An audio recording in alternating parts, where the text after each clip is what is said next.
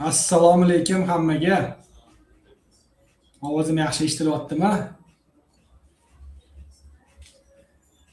Kommentariya plus qo'yib yuboringlar, ovoz yaxshi eshitilayotgan bo'lsa.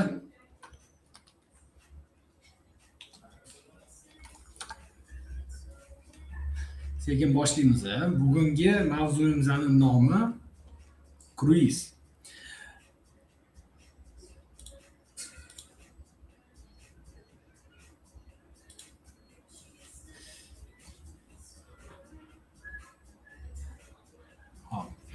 Kruiz bugun haqida gaplashamiz. O'zi kruizga sayohat qanaqa qilib boshlanadi?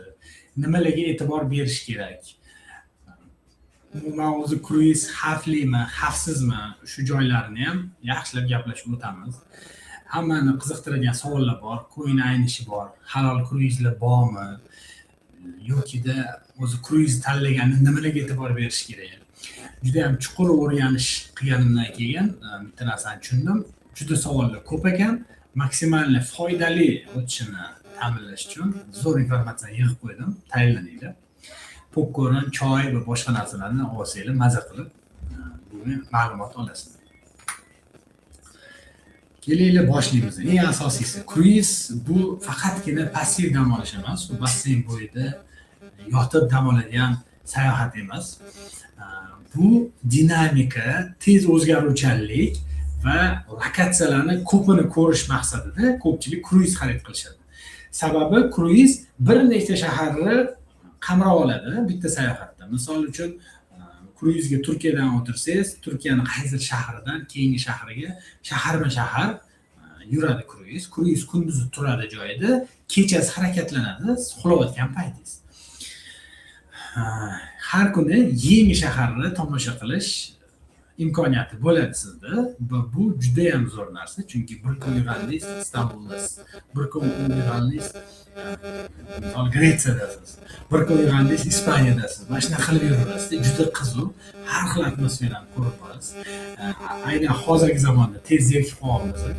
Instagram Reels tomosha qilamiz, boshqa qilamiz. Shuning uchun ko'p tez dinamichniy направлениyalarni o'zgartirsak juda ham zo'r. Borda odamlar yoqib tushyapti. Endi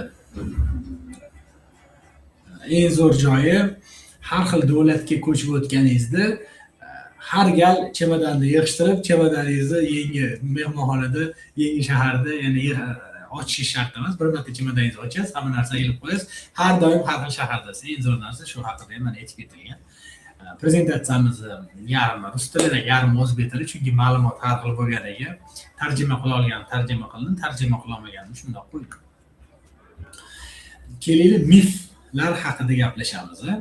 Birinchi mif bu kruiz cho'kib ketmaydimi?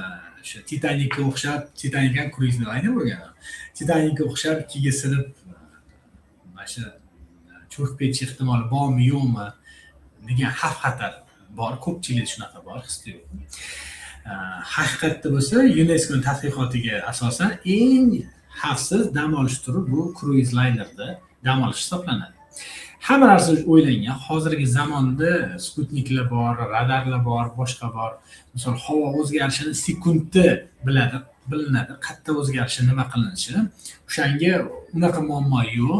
Birinchisi bu havo uchun shunaqa bo'lishi mumkin. Ikkinchisi yo'lda yurganda nima narsalar kutaverasiz. Dengizda suzib ketayotganda nima narsalar bor, xalaqit qilishiga o'sha hammasini oldindan o'ylangan, ko'riladi. Radar, sonar, xullas balobatlar hammasi hozir sun'iy intellektdan ichida bor, shuning uchun unaqa mif.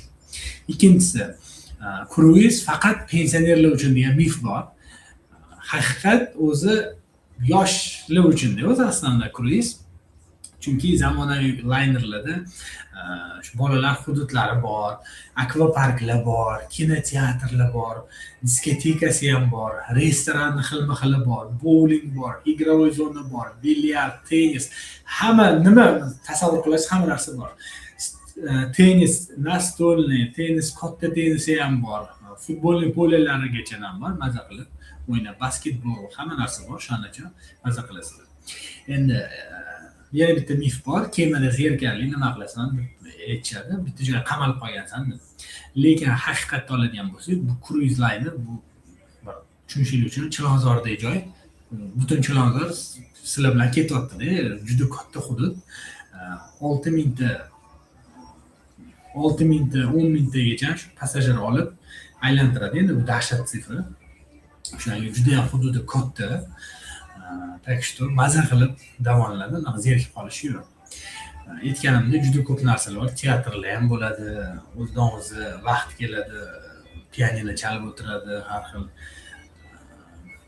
gitarada, boshqada, hammasida mana shunaqa. Juda bir qiziq.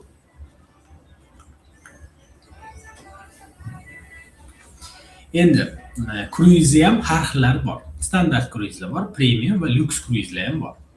Biz ko'pincha ko'radigan kruizlarimiz bu standart kruizlar. Kruizlar ham o'zini kompaniyasi bor, xuddi misol mashina kompaniyasiga o'xshab GM kompaniyasi bo'lsa, kruizni ham BYD, GMga o'xshab shunaqa kompaniyasi bor. Bitta kompaniyasining nomi MSC, Costa degani bor, Royal Caribbean degan bu standart kruiz laynerlar hisoblanadi. Bu kruizni kompaniyalarini layneri xilma-xil. Misol uchun 3000 ta odam ketadigani bor, 5000 ta odam ketadigani bor, 6, 10, 8 nomlari ham bor, hali rasmlarda ham ko'rsataman. Haloli bor, halolmasi bor, har xil variantlari bor. Har xil joylarda tuzib yuradigan bor. Bu ham keyingi slaydlarda yozilgan. Keyin premium kompaniyalar ham bor. Misol Princess Celebrity degani bor. Holland America degan premium kompaniyalar bor. U yerda уже sal boshqacharoq qilingan. Xuddi samolyotda ekonom klass bilan biznes klass farqi bor. Xuddi shunaqa standart premium kruizlarda ham shunaqa farqlari bor. Keyin уже lyukslari ham bor. Silver Sea, Regent, Seabourn, boshida ko'rganinglardan vertolyotda qoladigan kruizli kompaniyalar ham bor. Milliarderlar yuradigan shunaqa narsalari ham bor. Endi bu joyiga ham to'xtalib o'tamiz. Endi bitta VIP o'z hamma kruizli laynerda standartda ham premium lyuks kruizli laynerlarda ham o'zini VIP zonalari bo'ladi. Faqatgina qaysidir kayutani olganda, shu xonasini olganda kruizni o'sha privilegiyani qo'lga kiritasizlar. O'sha boshqalar u joyga kira olmaydi, siz kirasiz. Bu misol uchun MSC kompaniyasida Yacht Club degan programmasi bor. Misol bron qilayotganingizda Yacht Club uchun nechidir summa doplata qilinadi. Misol har doim har xil, примерно kishi boshiga $300-500 atrofida doplata qilinadi. Ularning o'zini alohida basseyn zonasi bo'ladi, alohida bar zonasi bo'ladi, alohida ovqatlangan zonasi bo'ladi. Shunaqa zonalar bor. Faqatgina Yacht Club kartasi egalari u yoqqa kira oladi. Shunaqa joylar ham bor. Ko'pincha bu shu layneri oldi qismida bo'ladi. Men rasmda ko'rishingiz mumkin. Shu eslatib o'tmoqchiman. Hozir onlayn efir ketyapti. Kruizlar bo'yicha yangi kelganlarga salom. Pastda raqam yozilgan 77 349 407. Xohlasangiz onlayn telefon qilsangiz, savolingiz bo'lsa, savolingizga javob beraman. Endi yana ko'pchilik aytadiki, kruizda ko'nglim ayniydi deydi. Lekin haqiqat bu mif. Haqiqatda kruizda ko'nglim aynamaydi, chunki stabilizatorlari bor. Agar juda ham bir shu bo'yicha umuman mana qo'rquvingiz bo'lsa, boshqa bo'lsa, har doim kruiz layneri o'rtasini olsangiz, eng stabil joy o'rtasi bo'ladi. Eng chayqatmaydigan joy, eng stabil joyi o'rta hisoblanadi kruiz laynerda. Misol uchun o'zim shu kruiz laynerda chayqatmasligini tushunishingiz uchun, misol bokalda suv qo'yib qo'ysangiz to'kilmaydi, например. Masalda chayqalganda chayqaladi, u ham misol suv ham tekis turadi, hamma narsa stabilizatorlari bor. Shunaqa joyi bor. Endi kayutalar haqida ham aytib ketmoqchiman. Mana tushunishingiz uchun внутренний kayuta bor, ichki kayuta. Ichki kayuta u oynasiz bo'ladi, 4 ta devor. Misol menga to'g'risini aytsam, sal diskomfort bo'ladi. Men unaqa 4 ta devorda yopiq joyda yota olmayman o'zi. O'shani ko'pincha oynali yoki balkonli tanlashga harakat qilaman. Endi menga farqi yo'q deganlar maza qilib qop-qorong'i joyda uxlaysizlar, yorug'lik tushmaydi. O'shanga shunaqa. Eng arzoni ichki kayuta bo'ladi, unda oynasi bo'lmaydi.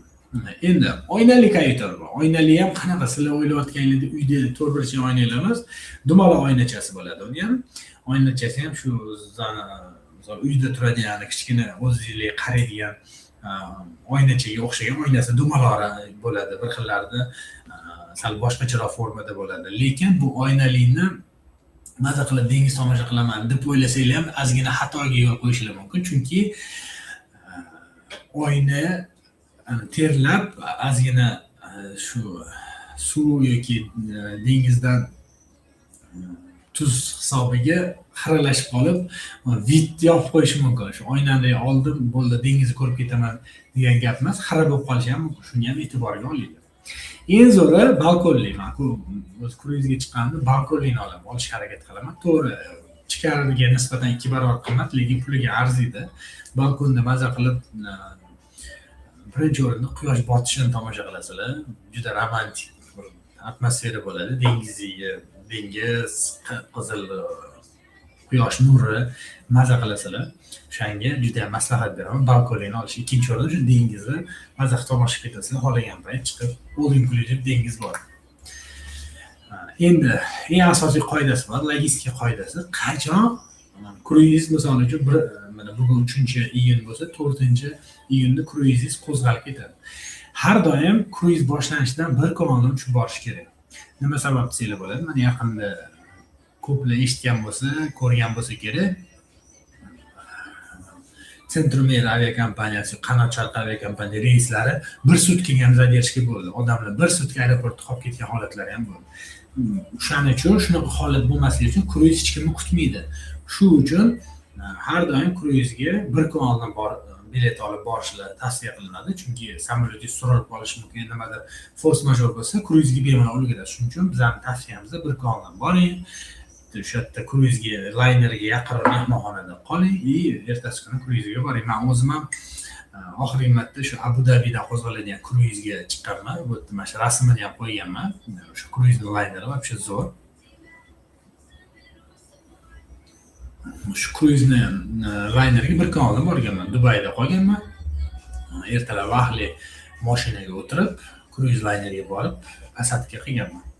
Obed yuradigan kruizga 4 soat oldin borib pasadka qilganman. Xuddi samolyotga o'xshab. Keyin eng asosiysi kemada qanaqa ovqatlanish bo'lsa, вообще nima bo'ladi, nima pulli, nima bepul.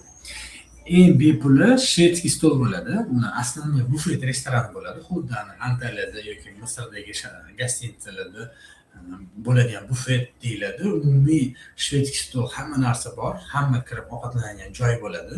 Ko'pincha u oshxonalar 24 ga 7 ishlaydi. Kruizda ovqatlansangiz bo'ladi, qoningiz och qolmaydi. Ikkinchi o'rinda a la carte restoranlar bo'ladi. Sizni xonangizga qarab yoki yaxta klubingiz bilan boshqa bor, shunga qarab oldindan yozilish asosida u restoranlarga borasiz. Oldindan stollikka bron qilib, обязательно o'tga shorti maykada kirib o'rnaydi. Casual kiyinib, tapchkalarda kirib o'rnaydi. O'shanga oyoq kiyimlarni ham so'tasiz to'g'risini kiyib, masalan, bartovkalarni yoki krasovkalar, boshqa narsalar kiyib, yopiq oyoq kiyim kiyiladi. Kiyib kirsangiz bo'ladi. Endi pulli tematik restoranlar ham bor. Misol uchun sushi xonasi bor. Sushi xonasi ko'pincha pulli bo'ladi yoki steak xonasi bo'ladi. Steak, sushi pulli, shunaqa restoranlarda ovqatlansangiz bo'ladi. Lekin shvedskiy stol bepul, так что xavotir olmasdan och qolmaysizlar. Hamma ovqati bor, zo'r maza qilasizlar. Budjetni qanaqa rejalashtiriladi kruizda? Ko'pincha onlayn kruizni saytlardan sotib olganingizda, mana ko'rganingizda, mana iceberg qilib qo'yganmiz. Iceberg tepasi, iceberg deganda tepasi kichkina suvda narsa chiqib turgan bo'ladi. Aslida suv tagida katta iceberg, tog'ga o'xshagan narsa bo'ladi. Shu Titanic cho'ktirib olgan iceberg bor-ku, shuni aytaman. Nega iceberg solishtirganmizda onlayn saytlar orqali kruiz sotasiz, shu iceberg cho'qqasini ko'rsatib qo'yadi. $500, $600 deb yozib qo'yilgan bo'ladi, $300 deb yozib qo'yilishi mumkin yoki $700 deb yozib qo'yishi mumkin. Haqiqatda bo'lsa, uni sotib olganingizdan keyin servis yig'imi bo'ladi. Kuniga bir kishiga $20 atrofida. Undan tashqari, ichimliklar pulli bo'lishi mumkin, unga alohida pul to'laysiz. Undan tashqari, Wi-Fi ishlatish pulli yoki har bir shaharda kirganingizda soliqlari bor, uni ham doplata qilasiz. Misol, kruizni 500 ga olib turib, yana qo'shimcha 600-700 to'lash ehtimoli ham bor. O'shanga ehtiyot bo'lamiz. Kruiz bron qilayotganda hamma xarajatlar ichidisini bron qilish harakat qilamiz.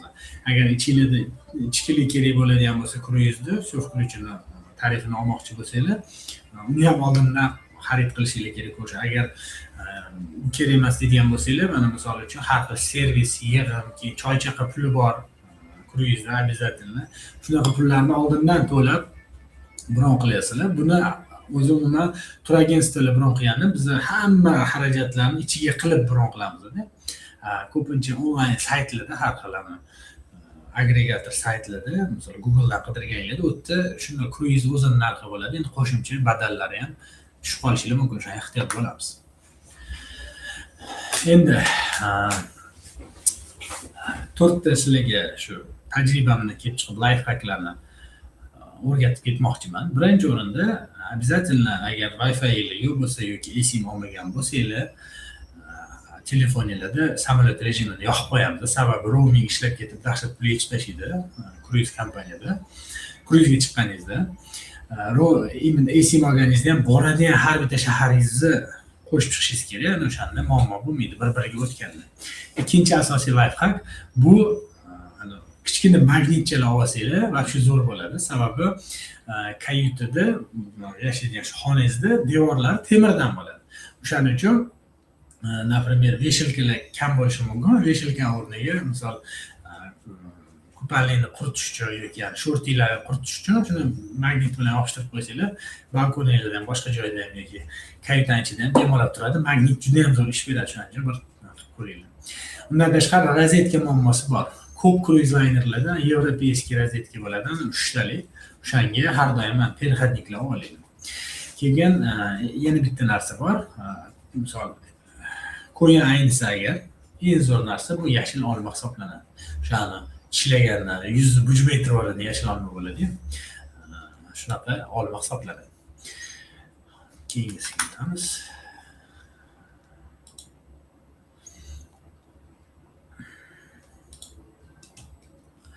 Endi eng qiziq joyiga keldik. Top 5 ta laynerlarni sizlar uchun tanlab qo'ydim, o'zingizga tasavvurga ega bo'lishingiz uchun.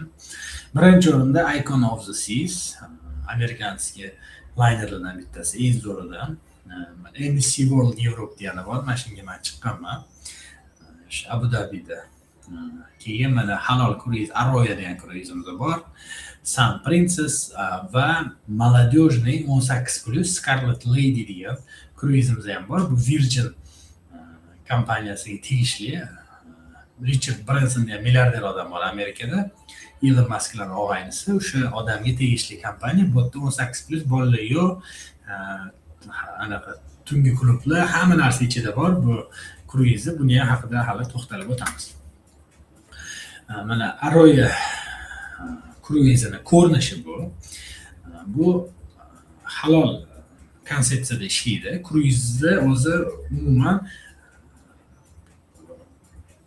hammasi ichida all inclusive tarifda ishlagani uchun xuddi ichkili ham bor, bufetida har xil go'shti ham, har xil например, ovqatlari hammasi ham misol uchun halol degan anaqasi sertifikati yo'q bo'lishi mumkin. O'shanga shularga ham e'tibor berish kerak. Aynan Arroyo kruizda ichkili yo'q. Keyin Arroyo kruizda boshqa kruizlarga o'xshab kazinosi bo'ladi, boshqa kruizlarda. Hamma kruiz laynerlarda kazinosi bo'ladi, tasavvur qilsangiz, ichida kazino. O'shanga Arroyo kruizda kazinosi yo'q. Boshqa kruizlarda basseynlar, cho'miladigan joylar hammasi общий bo'ladi. Arroyo kruizda bo'lsa alohida bo'ladi. Ayollar, erkaklar cho'miladigan joy alohida bo'ladi. Shunaqa halol konsepsiyada qilingan kruiz kompaniya hisoblanadi. Bu juda ham shu musulmon davlatlarda asosan suzib o'tadi. Turkiya bu bo'yicha taklif tayyorlab qo'yganmiz Arroyo bo'yicha. Prezentatsiya oxirida yana to'xtab o'tiraman. Mana aytganimdek, alkogol bilan kazino mutlaqo yo'q. Arroyoda ayollar uchun eksklyuziv zonalar bor, faqat ayollar yuradigan. Shu VIP zonalar bu yerda xuddi shunaqa bor. Oddiy kruizdan farqi shu aytdim, alkogol, kazino, keyin mana shu ayollar, erkaklar отдельно yuradigan zonalar. Keyin tungi klubi bo'lmaydi Arroyoda. Mana endi dunyodagi eng katta kruiz va eng taniqli kruizdan bittasi mana Royal Caribbean kompaniyasini Icon of the Sea degan va shu dahshat ko'rsanglar bir anaqa deb o'ylaysizlar. sun'iy intellekt qilingan deb o'ylaysiz, lekin bu haqiqatda bor bu kruiz. Dahshat shunaqa katta ichida akvapark, endi yo'q narsani o'zi yo'q. Dunyoda hozir eng katta kruiz shu bo'ladi. Nechidir milliard dollar turadi bu kruizni qurishga. Juda ko'p yil ketgan va milliard dollar ketgan kruiz shu bo'ladi. Ikkinchisi mana MSC World Europe buni uchi mana noyob, mana boyaga mana uch tarafi mana bo'rtib chiqqan zo'r. Shu kruizga men chiqqanman. Balkonli kayutasida yashaganman, maza qilganman. MSC World Europe maslahat beraman.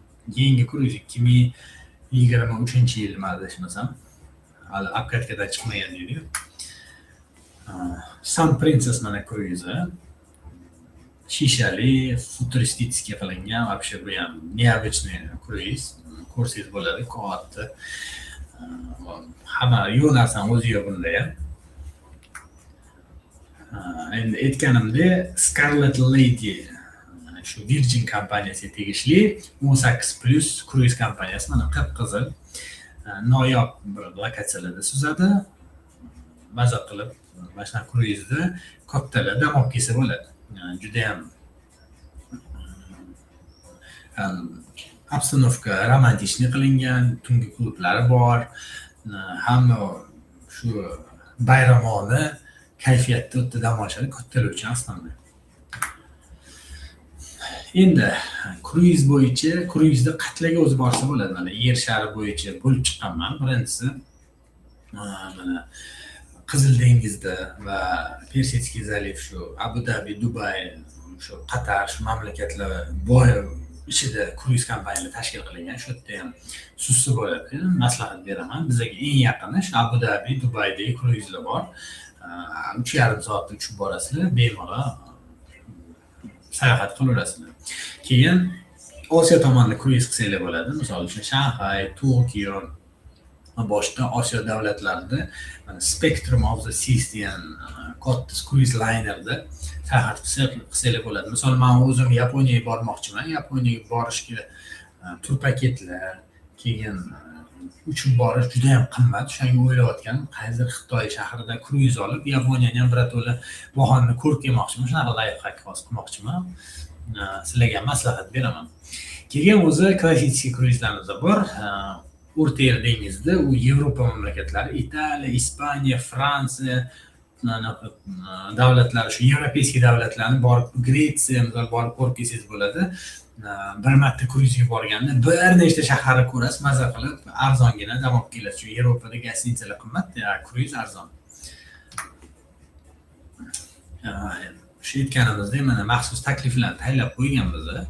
Shu Misr, Qizil dengiz bo'ylab, Jidda bo'ylab, Saudiya Arabistonga boradigan yoki O'rta Yer dengizida klassik kruizlar bor, Yevropa yoki ekzotik Osiyo davlatlariga boradigan kruizlar tayyorlab qo'ydim, tanishtirib o'taman. Endi nima uchun Apollo Travel orqali kruizni band qilishimiz kerak? Band qilishingiz kerak. Sababi birinchi o'rinda ekspertiza. Nima degani, bu biz oldindan kruizlarni o'rganib, kimga nima to'g'ri kelishi, to'g'ri maslahat berish bizning bo'ynimizda bo'lgancha ekspertligimizni birinchi o'rinda sotib olasiz. Ikkinchi o'rinda polniy soprovождениemiz bor. Kruiz saytdan sotib olganingizdan keyin u tushunarsiz-da, u nechta qanaqa viza olishingiz kerak, qaysi davlatga viza kerak, qaysi davlatga viza kerak emas, qanaqa u yoqqa uchib boraman, uchib borsam qayerda to'xtayman degan savollarni hammasini yopamiz. Mashina, u yoqda mehmonxona masalasi, keyin uchib borish boshqa narsalar. Keyin albatta Apollo Travel orqali har xil chegirmalar yoki aksiya bonuslarni bilib olib, biz orqali bilib olsangiz bo'ladi. Bugun takliflarimizdan bittasi mana Arroyo kruizini Istanbuldan qo'zg'alib Istanbulga qaytib keluvchi kruiz bor. Istanbuldan Marmarisga boriladi, Marmaris degan joydan Bodrumga boriladi, Bodrum shahridan keyin Aleksandriya, Misrga boriladi. Dahshat shahar, chiroyli, Istanbulga orqaga qaytadi. Misol uchun shu kruizda ham Misr, Aleksandriyaga viza olishingiz kerak.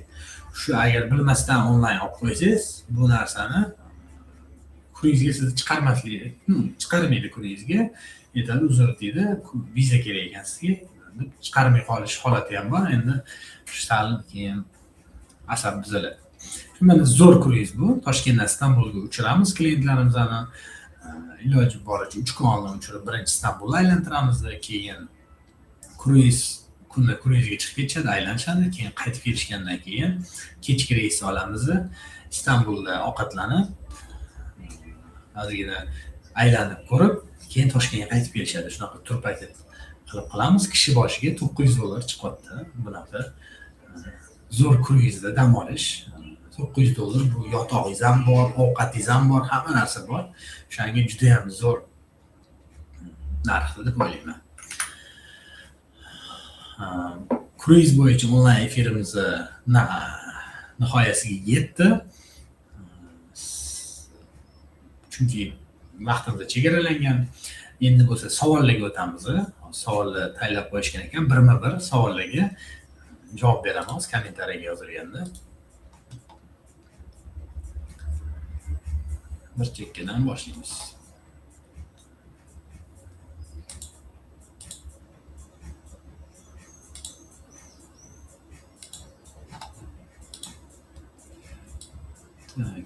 Birinchi savolimiz: kruizni ichidagi hamma развлечение tekinmi? Pitaniyalar qanaqa bo'ladi? Necha mahal можно?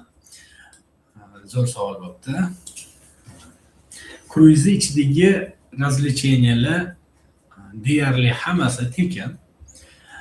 Qaysilardan tashqari? Игровой avtomatlardan tashqari. Игровой avtomat bo'lishi mumkin. PlayStation'da tekin bo'ladi. Игровой avtomatdan o'tirib olib, masalan, mototsikl haydaydigan shunaqa avtomatlar pulli bo'ladi. Misol uchun basketbolni o'ynash tekin, futbolni tekin, bowlingni tekin, misol kinoteatrga tekin, teatrga tekin, shou programmalari tekin. Так что faqat oldindan bronlab обязательно o'tishingiz kerak. Shu muhim narsa bor. Yana bitta muhim narsa esimga tushib qoldi, shuni eslatib keting. Har doim kruizga chiqayotganingizda обязательно shu kruiz kompaniya приложениесini skачать qilib olib, nima расписание bo'lsa, o'sha narsani oldindan bronlab borishingiz mumkin. Pitaniyalar qanaqa bo'ladi? Necha mahal можно? Pitaniya 24/7 bufet ishlaydi. Har doim любой payt borib kirib olasiz. 10 marta ovqatlanishingizdan bo'ladi, muammo yo'q. Mahmudovadan savol keldi. Kruizga oldindan bronlash shartmi yoki горячий turdagi chiqadimi? Afsuski, kruiz laynerlar горячий tur bo'lmaydi. Kruiz laynerlar o'sha suzib ketishidan bir necha hafta oldin, bir oy oldin o'sha zabiti bo'ladi. O'shaning uchun maslahatim kamida 2 oy oldin harakatni boshlash kerak. Chunki bir oy qolganda ko'pincha kruizda yoki qimmat kayutalar qoladi yoki tanlash huquqiga o'sha ega bo'lmaysiz. Borini olasiz. Ko'pincha taqalsa oynasi yo'q xona 2 oy oldin oynasi bor xona bilan narxi bir xil bo'lib qoladi. Shu savolingizga javob berdim degan bittaman. Почему yana bitta savol keldi. Почему Icon of the Seas называют плавучим городом? Bunga sababi 6000 tadan oshiq odam qabul qila oladi. Bu endi shaharda, ko'p shaharlarda shuncha odam ham yashamaydi. Yevropaning bir shaharlarida, taniqli shaharlar, shuncha odam ham yashamaydi. Undan tashqari shaharda nima bo'lishi mumkin bo'lsa, hamma narsa bor. Shu uchun плавучий город degan uni laqabi bor desa bo'ladi. Yana savol kelibdi. Kruiz nimaga qimmat kelibdi? Endi qimmat degani qanaqa tushunchada qimmatligini o'ylab ko'rish kerak. Sababi keling hisob-kitob qilamiz. Misol uchun Arroyo kruizi bir haftalik kruiz, 7 kunlik kruiz $900 chiqyapti. Endi $900 7 ga bo'ladigan bo'lsangiz, shu kuniga taxminan $130 chiqyapti. Buning ichida ham yotog'ingiz bor, ham ovqatingiz bor. $130 ga Arroyo kruizni oladigan narsani 50% ni ham Toshkentda $130 ga ola olmaysiz. Sababi mehmonxonaning o'zi bizda xona olsangiz hozir $50, qolgan $70-80 ga kinoteatrga tushib ketsangiz $20 yo'q. Bir mahal ovqatlansangiz, 2 mahal ovqatlansangiz yaxshi joyda 300 mingdan shunaqa deb olsangiz bo'ladi. U yoqda bo'lsa siz 20-30 dan oshiq har xil ko'ngilochar obyektlardasiz, yotog'ingiz bor, har xil shaharlarni tomosha qilyapsiz. Undan tashqari spa, keyin basseyn, любой narsa, akvapark degan xohlagan narsangiz bor. O'shanga kimga qanaqa? Assalomu alaykum. Yana keyingi savolga o'tamiz. Assalomu alaykum. Kruiz marshrutini o'zimiz tuza olamizmi? Va tuzilgan marshrutni oxirigacha borish shartmi? Zo'r savol bo'ldi. Kruiz marshrutini individualni tuza olmaysiz. Sababi endi aytib turganim 5-6 mingta odam boradigan narsa. O'shanga oldindan marshrut tuzilgan bo'ladi. Siz o'zingizga to'g'ri kelganini tanlaysiz. Misol uchun Yevropa mamlakatlarini tomosha qilmoqchimisiz? Yevropa bo'ylab bir necha 50 xil kruiz borda. 50 xil kruiz bor. 50 xil kruizdan qaysi biriini tanlaysiz? O'zingizga to'g'ri kelganini, shu o'zingiz tuzdingiz deb tasavvur qilsa ham bo'ladi. Tuzilgan marshrutda обязательно oxirigacha misol yetib bormaslik sizga bog'liq. Shuna holatlar ham bo'ladi. Bir xil kruizlarda birinchi davlat emas, ikkinchi davlatdan chiqish ham ruxsat beriladi va tushib qolish ham xuddi shunaqa. Oldindan chiqib, ya'ni nechidir kun oldindan tugatishingiz mumkin. U ham sizning xohishingizga binoan. Borixon degan odamdan savol ketdi. Bitta arzon, bitta qimmat, bitta sredniy kruiz ayting asal oyi uchun. Bitta arzon kruiz bu Persiyskiy zaliv, arab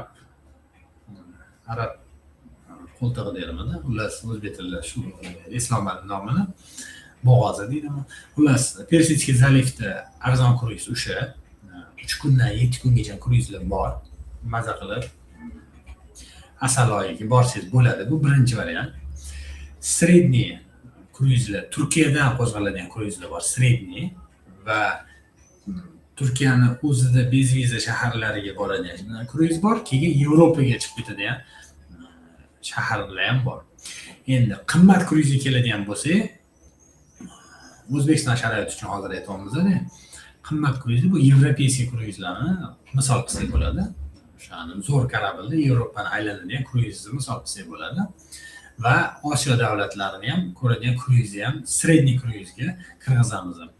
Endi eng qimmat endi hozir lyuks kategoriyaga kirgizgan bo'lsak, уже u Icon of the Seas Amerika tomonidan o'sha Bagam orollariga boradigan, Dominikanskiy respublikaga boradigan, o'sha Amerika tomon yuradigan kruizlarni eng Meksikalarni ko'rgan eng qimmati deb aytsa bo'ladi. O'shanga asal oyi uchun kruizni oldindan bron qilishingiz kerak. O'shanga hozirdan harakatingizni boshlashingizni aytadi. Keyingi savolga o'tamiz. Viza kerak bo'ladimi? Kruiz viza davlatlar aro o'tsa. Albatta viza kerak bo'ladi. Shuning uchun men prezident davomida aytdim, onlayn kruiz bron qilayotganda ehtiyot bo'lamiz. Sababi ko'p shahar davlatlar O'zbekiston fuqarolari uchun vizali, uni oldindan vizasini tayyorgarlik qilish kerak. Shuning uchun 2-3 oy oldin bormoqchi bo'lgan davlatingizga vizalarni tayyor qilib borishingiz kerak. Shunga e'tiborli bo'lamiz. Kruizga bolalar bilan keyingi savolga o'tamiz. Kruizga bolalar bilan borsa bo'ladimi va qaysi birlari tavsiya qilasiz? Shu aytganimda birinchi boshda mif dedim. Bolalar bilan bor bo'lmaydi kruizga, qariyalar uchun degan bor edi. Lekin bu mif, sababi kruizda bolalar uchun bolalar maydonchasi bor, bolalar o'yingohi bor. Mana bolalar bog'chaga o'xshagan joyi bor, kids klublar bor, borib tashlaysiz. Obeddan keyin kech payt olib ketasiz, mana shunaqada. Shu yerda bolalar o'zi o'ynab yuraveradi. Mana shunaqa zonalari ham bor.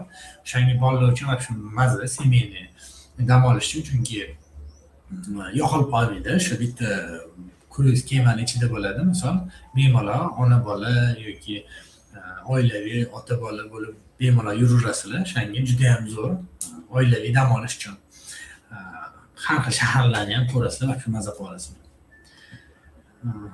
Assalomu alaykum. Kruiz olsak bir haftaliga zerikib qolmaymizmi? Zo'r savol bo'ldi. Hozir aytganimdek, eng qiziq tomoni, naborot kruizda zerikmaysiz. Misol uchun bir haftaga Istanbulga tur paket olsangiz, agar qayerga borishni bilmasangiz, nima qilishni reja tuzilmagan bo'lsa, zerikib qolasiz. Lekin kruiz bo'ladigan bo'lsa, har kuni yangi shaharni tomosha qilasiz. Shu uchun umuman zerikib qolmaysiz degan tavsiyani berardim. Agar navoda zerikib qolsangiz, noto'g'ri aytibsan deb keyin aytasiz. Borib ko'ring. Endi keyingi savolga o'tamiz.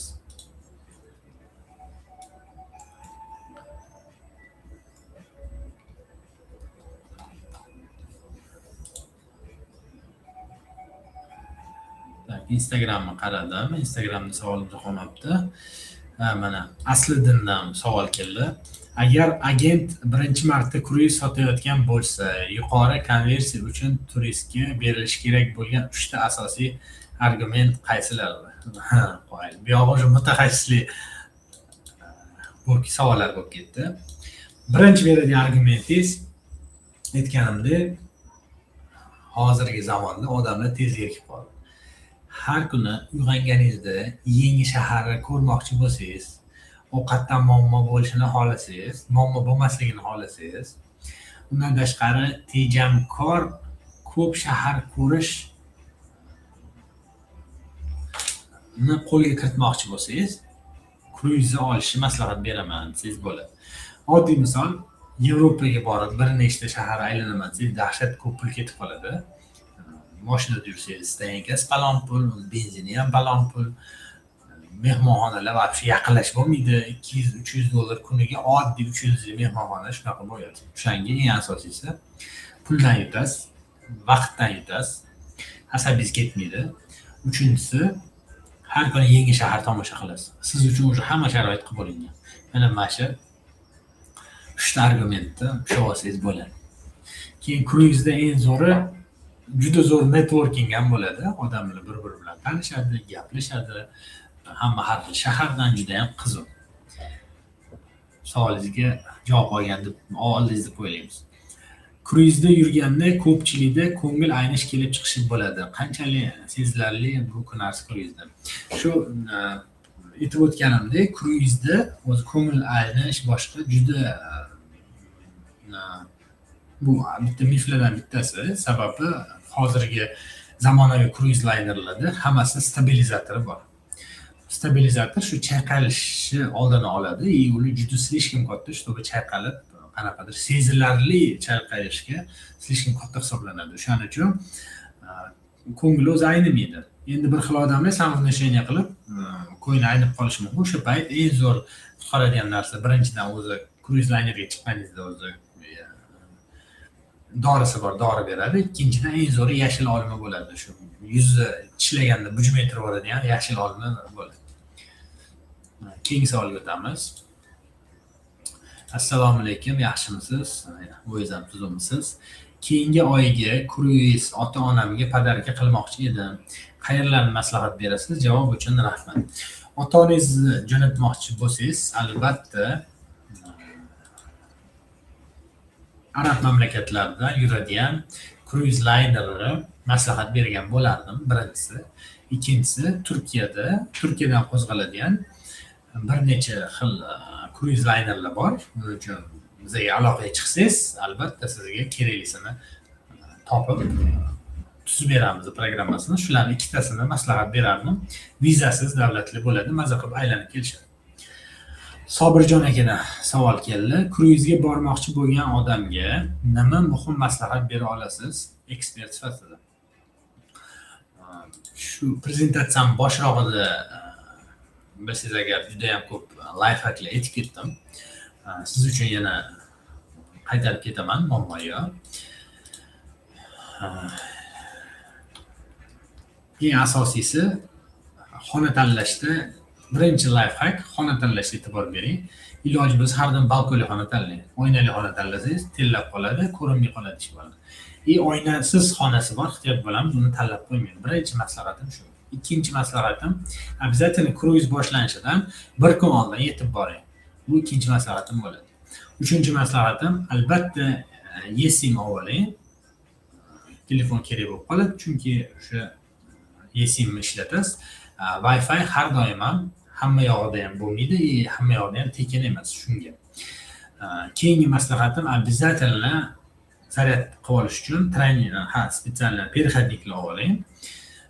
keyingi maslahatim kichkina magnitcha olsangiz, magnitni yopishtirib qo'yib, shu cho'miladigan shu kiyimingizni tez qurita olasiz yoki o'zingizni kiyimlaringizni ham yopishtirib qo'yib osib qo'yishingiz mumkin. Veshelka sifatida magnit ishlatasiz. Kichkina magnitchalar olsangiz shunaqa. Yana bitta qoida, обязательно xonada har doim yashil olma tursin. Shu qo'yingiz aynib qolsa mabodo shu olmani yuborsangiz joyiga kelib qoladi. Mana eng asosiy life hacklarni sizga mana aytib ketdim. Bitta tekshiramiz. Agar savollar qolmagan bo'lsa tugatamiz.